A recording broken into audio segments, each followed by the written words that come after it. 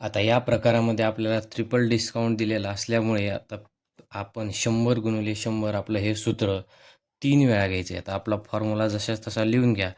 नवी किंमत is equal to जुनी किंमत गुणुले 100 भागिले 100 गुणुले 100 भागिले 100 गुणुले 100 भागिले 100.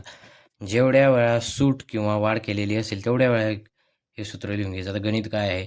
एका दुकानदाराने एका वस्तूवर प्रथम 30% वाढ केली, नंतर 20% सूट दिली आणि परत 10% वाढ केली.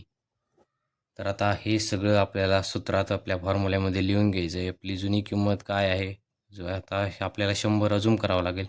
100 गुणुले पहिल्यांदा 30% वाढ केली म्हणजे 130 भागिले 100, नंतर 20% सूट दिली म्हणजे 80 भागिले 100 व नंतर 10% परत वाढ केली 110 भागिले 100. आता हे सोडवलं की आपलं उत्तर येतं 100ला हे 100 गेलं, ह्या शून्याला हे शून्य, ह्या शून्याला हे शून्य, ह्या शून्याला हे शून्य. तर उरलंय काय आपल्याकडं ते नीट लक्षात द्या. 13 गुणुले 8 गुणुले 11 भागिले 10.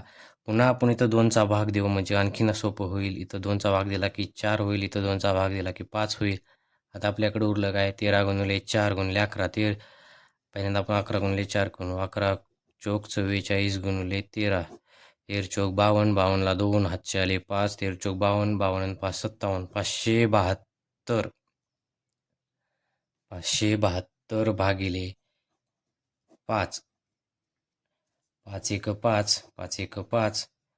पुन्हा 5 एकचा भाग जाईल. 5 एक 5 उरलं 2, इथं झालं 22. 5 चोक 20 उरलं 2. आता 2ला भाग जात नाही म्हणून इथं घेतला पॉईंट, इथं घेतलं 0. 5 चोक 20. आता आपलं उत्तर काय आलं? 114.4%.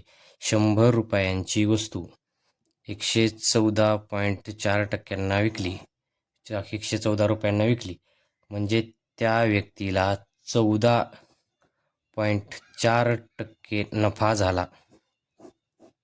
पर्याय क्रमांक आहे 1, 14.4% नफा. धन्यवाद.